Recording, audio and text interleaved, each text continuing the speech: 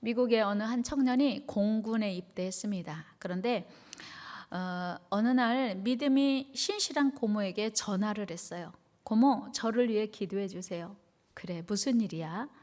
제가요, 오늘 저녁에 낙하 훈련을 하거든요. 처음 하는 훈련이라 좀 떨려요.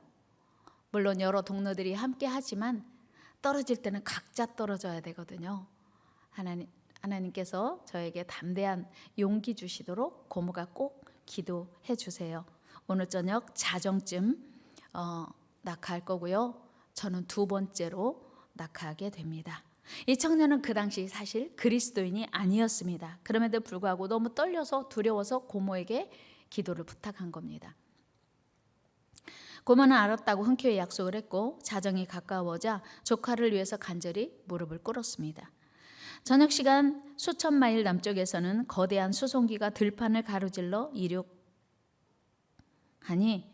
하늘이 이제 수송기로 가득했습니다. 안에도 밖에도 불빛은 전혀 없었습니다. 드디어 빨간 불이 깜빡이며 1번 병에게 낙하하라고 사인이 왔어요. 그런데 갑자기 1번 병이 소리치면서 이렇게 말하는 거였어요. 난 못해. 나 지금 못해. 너무 무서워. 두려워. 나 안 할 거야. 그러면서 2번 병을 앞으로 밀치면서 뒤로 물러났습니다. 하는 수 없이 1번 차례가 된 2번 병사는 겁내지 않고 침착하게 먼저 낙하하기로 결정을 했습니다. 마음의 준비를 단단히 하고 문 쪽으로 가까이 갔을 때 그는 수송기가 기울어진다고 하는 걸 느꼈습니다. 그리고 그는 바로 문을 통해서 뛰어내렸습니다. 예상한 대로 낙하산은 잘 펴졌고 이제 그 낙하산을 타고 천천히 이제 낙하하고 있었습니다. 그런데 그 순간 자기가 탔던 비행기가 굉음을 내면서 폭발하는 것이었어요. 그리고 그 폭발한 비행기가 시뻘건 화염을 내뿜으면서 어두운 벌판으로 추락했습니다. 그 사고로 탑승자 전원은 안타깝게도 모두 희생되었습니다. 먼저 뛰어내린 그 공군 병사 한 사람만 유일하게 생존하게 된 것입니다. 그 후로 그는 예수 그리스도를 믿게 되었고 휴가 중에 미국의 어느 교회 교인들에게 간증을 하게 되었습니다. 저는 그날 2번으로 낙하하게 되었었습니다. 그런데 1번 병사가 두려워서 뒤로 가는 바람에 제가 1번으로 낙하하게 되었습니다. 저는 고모에게 미리 기도를 부탁했기 때문에 마음이 평안했고 침착해졌고 제가 뛰어내릴 수 있었습니다. 그리고 제가 뛰어내린 이후에 그 비행기는 폭파했습니다. 그렇습니다. 우리 주님은 분명히 기도하면 응답해 주시겠다고 약속하셨어요. 우리 마태복음 7장 7절 말씀 읽습니다. 시작. 구하라 그리하면 너에게 주실 것이요 찾으라 그리하면 찾아낼 것이요 문을 두드리라 그리하면 너에게 열릴 것이니 아멘. 하나님의 약속이에요. 간단해요. 심플해요. 구하라 그러면 주실 것이요. 예레미야 33장 3절에서도 분명하고 선명하게 이렇게 우리에게 약속하십니다. 같이요. 너는 내게 부르짖으라 내가 네게 응답하겠고. 간단하게 확실하게 분명하게 선명하게 약속하십니다. 기도는요 하나님의 자녀된 성도들에게만 주신 특권이에요. 기도는요 하나님 안 믿는 사람들은 할 수 없어요. 물론 세상 모든 사람들은 다 자기 소원 가지고 있고요. 그 소원을 누군가에게 빕니다. 그런데 그 기도를 하나님이 들으셔야 응답이 되고 아름답게 이루어지는 거예요. 세상 모든 사람들은 부처에게 빌고 나무에게 빌고 돌에게 빌고 산신령께 빌고 지금 세상 모든 사람들은 어떤 신에게인가 자기 소원을 빌어요. 그런데 예수 믿는 사람들은 전능하신 하나님께 위대하신 하나님께 기도합니다. 하나님만 우리 기도를 들으시고 우리 삶을 바꿀 수 있음을 믿습니다. 오늘 본문의 주인공 한나는 본래 자녀가 없었습니다. 아들이 없던 그는 여러 자녀를 둔 분인나에게 많은 괴로움을 받았습니다. 그의 남편 엘가나가 자녀가 없는 아내인 한나를 더 사랑한 것은 물론 하나님께 제사를 드리고 그 제물을 나누어 줄 때마다 분인나는 엘가나는 브닛나에게보다 한나에게 훨씬 더 많은 분깃을 주었습니다. 그 모양을 지켜보고 있는 브닛나는 마음이 억울하다는 생각 때문에 한나를 심히 괴롭혔습니다. 이에 한나는 밥도 먹지 않고 슬퍼합니다. 이 사정을 잘 모르고 있던 남편 엘가나는 한나에게 이렇게 말합니다. 당신은 어찌하여 내가 당신을 그렇게 사랑하는데 밥도 먹지 않고 그렇게 울고만 있습니까? 내가 10 아들보다 낫지 않습니까? 얼른 식사하세요. 그러나 한나는 그 말이 위로가 되지 않았어요. 이런 시간을 여러 해 보낸 한나는 더 이상 이 고통을 참고 지낼 수는 없었습니다.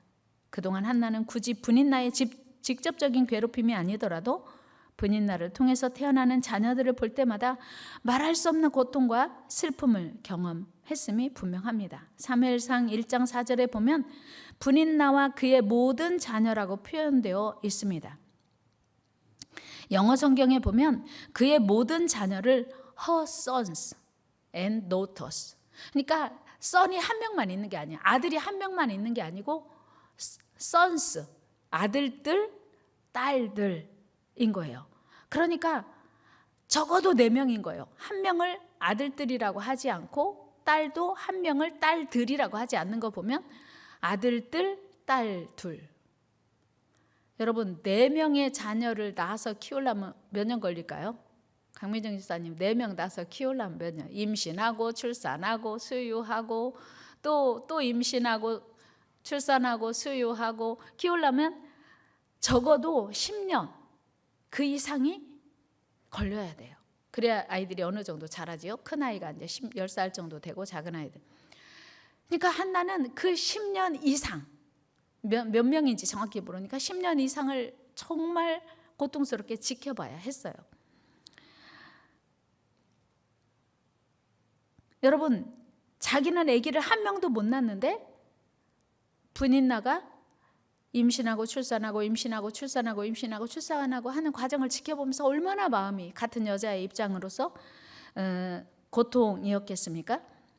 그런데 마침 절기를 지키기 위해서 엘가나 가족이 자기가 살고 있는 라마다임 소빔에서 하나님의 법궤가 있는 실로까지 한 14km 정도 되는 떨어진 곳에 가서 제사를 드립니다. 그런데 제사를 드리고 난 후에 아무도 말하지 않아도 한나는 고통스럽고 슬픈 거예요. 괴로운 거예요.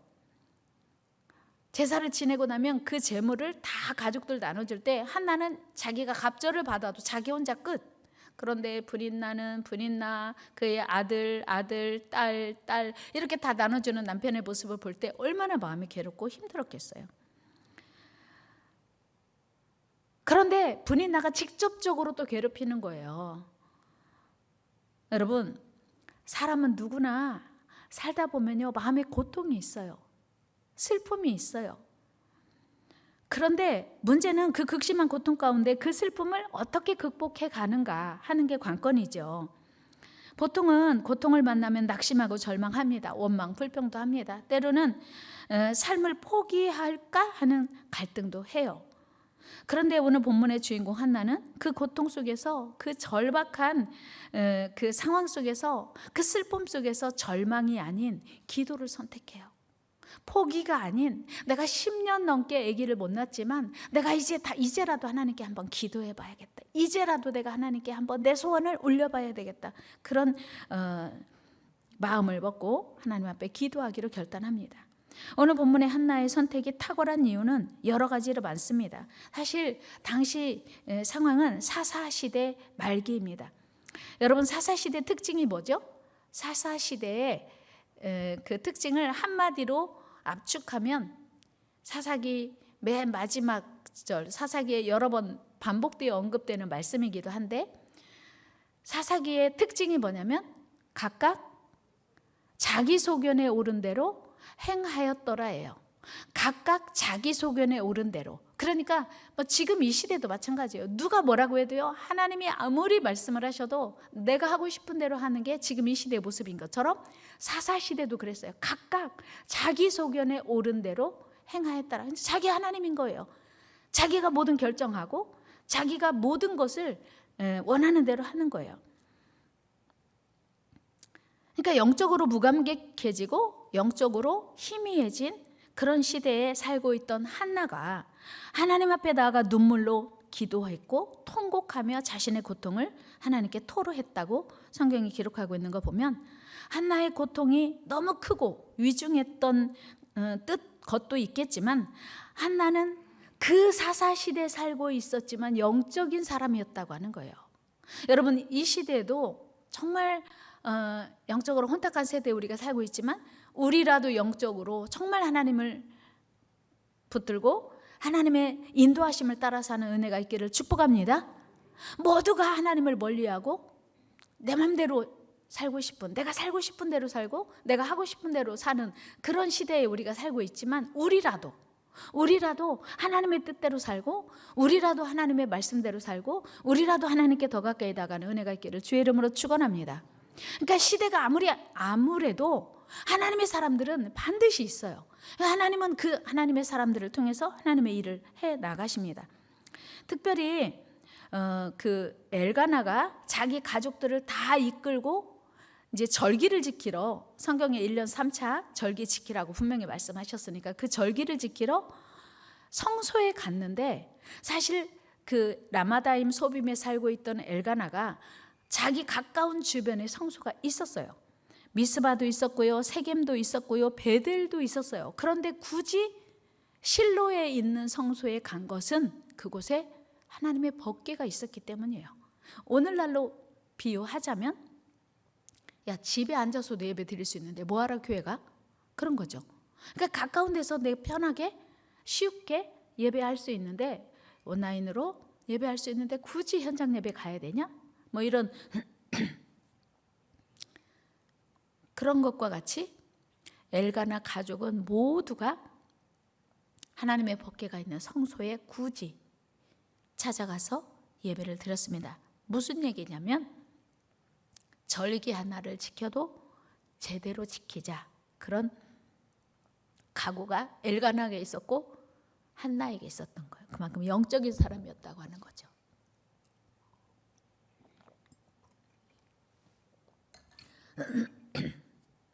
죄송합니다. 그러니까 엘가나와 한나에게 그 시대와 어울리지 않는 신실한 믿음이 있었고 참된 믿음이 있었다고 하는 거예요. 참 중요한 일이에요. 그 시대 모든 사람들과 다른 믿음 갖는 거 필요한 일이고 중요한 일이에요. 여러분, 그런 영적인 한나가 그동안에 와 다르게 기도를 선택한 거예요. 그리고 내가 기왕 성전에 왔으니, 내가 기왕 오늘 절기를 지키러 왔으니 하나님께 기도해야겠다, 그런 생각을 한 거예요. 그래서 한나는 그 마음에 엄청난 불편함 그리고 슬픔이 있었지만, 낙심하거나 절망하거나 10년이 넘게 아기가 없었는데 포기한 것도 아니고 하나님 앞에 나가 믿음으로 기도했습니다. 오늘 이런 한나의 선택은 그야말로 그 어떤 선택보다 탁월한 선택이었으면 두말할 필요가 없습니다. 한나의 그 기도, 그 간절한 기도, 그 깊은 기도로 말미암아 하나님의 위대한 종, 전무후무한, 그 시대에는 있을 수 없는 영적인 하나님의 사람 사무엘이 탄생되었으니 말입니다. 여러분, 오늘 역시 누구나를 막론하고 인생 사는 동안 낙심하고 절망할 수밖에 없고 포기할 수밖에 없는 순간들을 만나게 됩니다. 도저히 일어나면 안 되는 어려운 일들도 만나게 됩니다. 그때마다 여러분은 어떻게 하십니까? 그때마다 여러분은 무엇을 선택하십니까? 믿음의 사람 야곱을 보면, 야곱이 어렸을 때부터 쌍둥이로 태어나서 부모님과 함께 별 문제 없이 행복하게 편안하게 살았습니다. 그런데 어느 날 아버지 이삭이 노쇠하여 눈이 어두워지고 죽을 날이 임박해짐을 알게 된 이삭이 큰아들 에서를 불러서 사냥을 해서 내게 별미를 가져와라, 내가 너에게 축복을 하겠다, 그렇게 말하는 소리를 엄마가 듣고 리브가가 미리 준비한 요리로 야곱에게 에서 대신 먼저 가서 축복 기도를 받게 합니다. 나중에 이 사실을 알게 된 에서가 노발대발하며 야곱을 죽이려 하죠. 이때 리브가는 할 수 없이 야곱을 외삼촌 라반의 집으로 피신을 시킵니다. 야곱은 한 번도 집을 떠나본 적이 없어요. 그 옛날에 무슨 교통수단이 있었겠어요? 몇 날 며칠 걸어서 가야 하는 그 여정에 첫날 밤에 너무나 무섭고 두려워서 잠을 자는데 꿈에 하나님이 나타나셨어요. 그래서 그는 너무나 무섭고 두렵고 미래가 불확실하니까 그 순간 하나님을 붙들고 간절히 서원하며 기도합니다. 그 기도가 뭐였냐면 내가 가는 이 길을 지켜주시고 함께해 주시면 하나님이 나의 하나님이 되실 것이요 하나님께서 주신 모든 것에서 10분의 1을 반드시 드리겠습니다 라는 고백이었어요. 서원이었어요. 창세기 18장 같이 읽어봐요. 20절 시작. 야곱이 서원하여 이르되 하나님이 나와 함께 하셔서 내가 가는 이 길에서 나를 지키시고 먹을 떡과 입을 옷을 주시어 내가 평안히 아버지 집으로 돌아가게 하시오면 여호와께서 나의 하나님이 되실 것이요 내가 기둥으로 세운 이 돌이 하나님의 집이 될 것이요 하나님께서 내게 주신 모든 것에서 10분의 1을 내가 반드시 하나님께 드리겠나이다 하였더라. 야곱이 서원하여 기도해. 서원하여 기도했다는 건 특별히 하나님께 약속하며 기도하는 거거든요. 사실 한나도 오늘 서원 기도를 드리고 있습니다. 이 기도 드린 이후에 야곱은 하나님의 적극적인 보호하심과 인도하심을 받습니다. 이게 기도의 능력이고 위대함이에요. 여러분, 기도는요, 특별히 서원 기도는요, 간절한 기도는요, 깊은 기도는요, 하나님의 응답이 빠르고요, 하나님의 놀라운 응답이, 위대한 응답이 일어납니다. 그렇게 하나님의 돌보심을 받은 야곱이 20년이 흐른 후에 또다시 위기를 맞습니다. 물론 그때는 그 옛날 20년 전 베델에서 나그네로 간절한 기도를 드렸던 그 처절한 상황과는 사뭇 다른, 이제는 지위도 얻고 많은 물질도 세력도 얻은 뒤였습니다. 야곱은 이제 족장이 되어서 많은 가족을 거느리고 가축과 소유와 노비들이 많았습니다. 그야말로 아무 근심 걱정 없이 평안하게 풍족하게 살고 있었습니다. 그런데 갑자기 야곱의 집에 풍랑이 일어난 거예요. 여러분, 우리 살아가는 동안 풍랑은요, 예고하고 오지 않아요. 어느 날 갑자기 일어나는 겁니다. 어떤 풍랑이었냐면요, 정말 견디기 힘든 어려움이었어요. 하나밖에 없는 외동딸 디나가 그 동네에 나가서 돌다가 세겜의 추장에게 성폭행을 당한 거예요. 이 소식을 들은 야곱의 아들들이 그 성폭행한 아들들을 거짓으로 속여서 다 살해해요. 이제 야곱은 갑자기 너무나 불안하고 그리고 그 지역에 얼굴 들고 살 수 없는 살인자의 가족이 된 거예요. 얼마나 불안하고 두렵고 무섭겠어요. 안전하지도 않았습니다. 이제 동네 사람들이 모두 다 자기 아들들을 죽인 이 야곱의 아들들을 쫓아와서 죽이려고 할 테니 거기서 살 수가 더 이상 없는 거예요. 야곱은 도저히 마음을 추스릴 수 없는 여러 가지 문제를 맞닥뜨립니다. 여러분, 생각해 보면요, 우리가 살아가는 인생 동안 한 가지 문제가 우리에게 오는 것도 사실 힘들어요. 한 가지 문제를 만나는 것도 참 해결하기 어렵습니다. 그런데 문제가 오면 꼭 한 가지만 오는 게 아니고 두 가지, 세 가지가 겹쳐서 올 때가 있잖아요. 지금 야곱이 그런 상황이에요. 하루아침에 가정이 풍비박산이 되고 신분이, 지위가 완전 땅에 떨어진 거예요. 모든 것이 다 끝난 것 같은 상황에서 야곱은 어떻게 했습니까?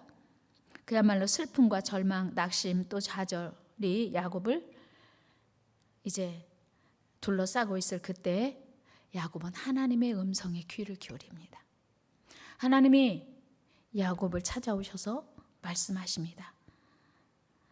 하나님을 처음 만났던 그때 그곳 베델로 올라가라는 것이었어요. 창세기 35장 1절 말씀 읽습니다. 시작. 하나님이 야곱에게 이르시되 일어나 베델로 올라가서 거기 거주하며 내가 내 형 에서의 낯을 피하여 도망하던 때에 네게 나타났던 하나님께 거기서 제단을 쌓으라 하신지라. 아멘. 하나님이 말씀하시기를 너 20년 전에 처음 에서를 피하여 외갓집으로 도망가던 그때 나타났던 그곳에서 드렸던 기도 생각나지? 하나님은요, 우리가 옛날에 기도드리고 다 잃어버렸던 것도 다 기억하고 계세요. 그러니까 우리는요, 한번 기도하고 하나님이 은혜 주시고 응답 주셔도 한 번도 안 들어갔다 좀 다 잊어버리고, 우리는 언제 제가 그랬나요? 이럴 때가 많거든요. 근데 그때 야곱이 서원 기도 드렸거든요. 하나님, 이 약속 꼭 지키겠습니다. 하나님, 날 지켜주시면 이곳에서 하나님께 예배하는 삶으로 살겠습니다. 소득의 10분의 1을 반드시 드리겠습니다. 사랑하는 여러분, 그런데 그 하나님께 드렸던 약속 다 잊어버리고 평안하고 살고 있던 그때 하나님이 그 가정을 흔들어서, 삶을 흔들어서, 자녀들을 흔들어서 하나님이 그 야곱을 다시 찾으시는 거예요. 여러분, 우리 하나님은요, 우리의 고난과 슬픔을 통해서 우리가 낙심과 절망의 자리에 있을 때 우리를 찾아오세요. 우리 예수님께서 공생의 기간에 제자들과 함께 나인이란 성으로 가셨습니다. 우리 누가복음 7장 말씀 11절 읽어보겠습니다. 시작. 그 후에 예수께서 나인이란 성으로 가실새 제자와 많은 무리가 동행하더니, 때마침 예수님은 장례 행렬과 마주하십니다. 그 죽은 자의 어머니는 과부요, 그 죽은 아들은, 청년은 하나밖에 없는 독자였어요. 12절 말씀 읽어볼까요? 시작. 성문에 가까이 이르실 때에 사람들이 한 죽은 자를 메고 나오니 이는 한 어머니의 독자요 그의 어머니는 과부라. 그 성에 많은 사람도 그와 함께 나오거늘. 이 한 절 속에 이 여인의 일생이 다 녹아 있어요. 이 여인의 지금의 모습이 녹아 있어요. 과부라고 하는 것은 남편을 잃어버린 슬픔을 당한 여자, 그리고 하나밖에 없는 아들이 지금 죽었어요. 그러니까 이 여인이 지금 슬픔이, 고통이 가중되고 있었다고 하는 사실이죠.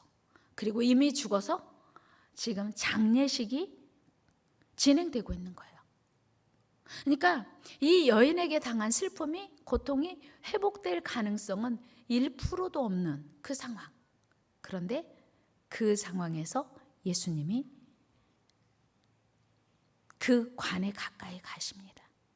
이 여인 안에는 지금 그 어떤 소망도 가질 수 없어요. 온통 절망, 낙심, 슬픔. 그야말로 삶을 포기하고 싶을 정도의 절망이 그 안을 가득했을 것입니다. 그때 우리 주님은 그 여인을 불쌍히 여기면서 말씀하세요. 울지 말라. 13절 말씀 읽습니다. 시작. 주께서 과부를 보시고 불쌍히 여기사 울지 말라 하시고. 우리 예수님이요, 불쌍히 여기신 문제 해결돼요. 여러분, 예수님 저를 불쌍히 여겨주세요, 이 기도 드려야 돼요. 예수님이 불쌍히 여기시면 다 해결될 줄로 믿습니다. 그리고 우리 예수님은 그 관에 가까이 가셔서 관에 손을 대시고 청년아 일어나라고 말씀하세요. 14절 말씀 읽어요. 시작. 가까이 가서 그 관에 손을 대시니 맨 자들이 서는지라. 예수께서 이르시되 청년아 내가 네게 말하노니 일어나라 하시매. 여러분, 말이 돼요? 죽었어요. 그리고 장례식을 3일 후에 치르는데 지금 장례 행렬을 예수님이 맞닥뜨리셨으니까 죽은 지 이미 3일이 됐어요. 이스라엘 나라의 기후를 감안하면 이미 썩어서 냄새나고 있을 거예요. 그런데 예수님은 아무 상관없다는 듯이 관에 손을 대시고 말씀하십니다. 청년아 일어나라. 우리가 기도해야 될 이유예요. 이미 불가능해요. 이미 가능성은 1%도 없어요. 그런데 예수님이 오셔서 손 대시고 말씀하시면, 선포하시면, 명령하시면, 일하시면 역사가 일어나는 줄로 믿습니다. 이미 죽어서 지금 장례식이 진행되고 있다고요. 그런데 예수님이 오셔서 그 관에 손을 대시고 청년아 일어나라 말씀하셨어요. 어떻게 됐어요? 15절 같이 읽어봐요. 죽었던 자가 일어나 앉고 말도 하거늘 예수께서 그를 어머니에게 주신. 아멘. 이 놀라운 역사가 오늘 우리에게도 일어나야 될 줄로 믿습니다. 죽었어요. 장례식이 나갔어요. 이미 끝났어요. 다 끝났어요. 이미 이제 더 이상 가능성 없어요. 그런데 예수님이 오셔서 손대시니까 죽은 자가 일어나서 말도 하고, 그래서 어머니에게 다시 그 아들을, 살아난 아들을 줬다고 하는 거예요. 여러분, 우리가 오늘 우리 예수님께 가까이 나가야 될 이유예요. 우리 예수님께 나가 기도해야 될 이유입니다. 사랑하는 여러분, 예수님이 우리에게 오시면 슬픔도 절망도 회복되는 줄로 믿습니다. 기쁨으로 바꿔지는 줄로 믿습니다. 다 끝난 것 같은 상황, 절박한 상황이라도 더 이상 그 어떤 가능성도 더 이상 포기밖에는 할 일이 없는 것 같은 상황이라도 우리 예수님이 오시면, 예수님이 들으시면, 예수님이 일하시면, 예수님이 역사하시면 회복될 줄로 믿습니다. 이게 기도해야 될 이유예요. 수년간 괴로움과 고통을 참고 지내던 한나는 그날 눈물과 통곡으로 간절한 기도를 하나님께 드렸습니다. 한나의 간절한 기도는 엘리 제사장이 술 취한 것으로 오해할 만큼 간절한 것이었어요. 특별한 것이었어요.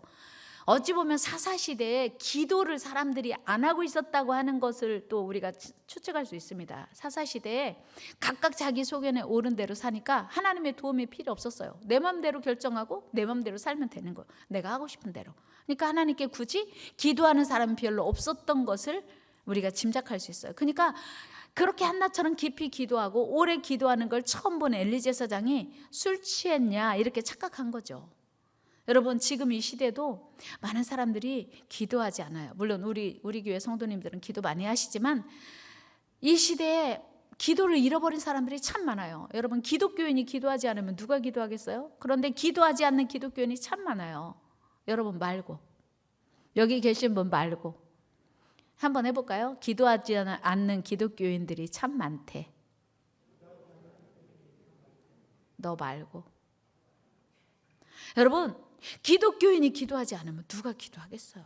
근데 기도하지 않는 기독교인들이 참 많았다. 그러니까 엘리 제사장이 기도하는 한나의 모습을 못 알아본 거예요. 그렇게 한나처럼 간절히 기도한 것을 본 적이 없기 때문이에요. 엘리가 제사장인데, 목사님인데 한나처럼 기도한 적을 본 적이 없어요. 기도하는 것을 본 적이 없으니까 오해한 거예요. 여러분, 그렇게 기도해서 그 응답으로 얻은 아들이 사무엘인 거 다 아시죠? 어떤 아들이었나요? 그냥 보통 아들이었나요? 사무엘이 어떤 인물이었는지 여러분 잘 아시잖아요. 사무엘은 그 어두운 사사시대 말, 그야말로 이스라엘의 암흑기였던 그때, 각기 자기 소견에 옳은 대로 행하였던 그때, 그 시대 상황과 정반대로 하나님의 뜻을 가장 잘 수행한 위대한 하나님의 종이 된 줄로 믿습니다. 그러니까 10년 동안 아기 못 낳았지만 하나님께 그렇게 자기 소원을 하나님께 기도했더니 위대한 하나님의 아들이 태어난 거예요. 그러니까 기도 않고 아기를 이미 한나가 잘 낳더라면 그런 아들은 한나의 아들이 아니었겠죠. 하나님은요, 그 하나님을 사모하고 자기 고통과 고민의 그 문제를 하나님께 가지고 나가서 기도했던 그 한나를 통해서 태어난 아들로 말미암아 이스라엘의 왕정 시대를 여는 첫 왕 사울, 그리고 두 번째 왕 다윗을 기름 부어 세우는 위대한 사람으로 사무엘을 세우셨어요. 기도하면 다른 거예요. 기도하면 놀라운 일이 일어나요. 같이 기도하면 다르다. 보통 일어날 수 없는 일들이 기도하면 일어나는 거예요. 여러분, 만약에 한나가 아들이 없어서 극심한 고통 가운데 있을 때 하나님께 기도하는 대신 다른 방법을 선택했더라면 어떻게 되었을까요? 한나의 인생은 어떻게 되었을까요? 당연히 사무엘 같은 아들, 훌륭한 하나님의 종, 위대하고 자랑스러운 아들을 둘 수 없었겠지요. 뿐만 아니고 능력 많으신 하나님의 크신 은혜와 능력을 결코 경험하지 못했을 것입니다. 만약에 한나가 모든 것을 포기하고 낙심 가운데 주저앉았다면 그의 인생은 어떻게 되었을까요? 뻔하죠. 평생을 아들 없는 여인으로 살다 그렇게 죽었을 거예요. 그래서 여러분, 포기는요, 배추나 셀 때 쓰는 말이래요. 뭐라고요? 포기가 뭐라고요? 배추 셀 때 한 포기, 두 포기 할 때.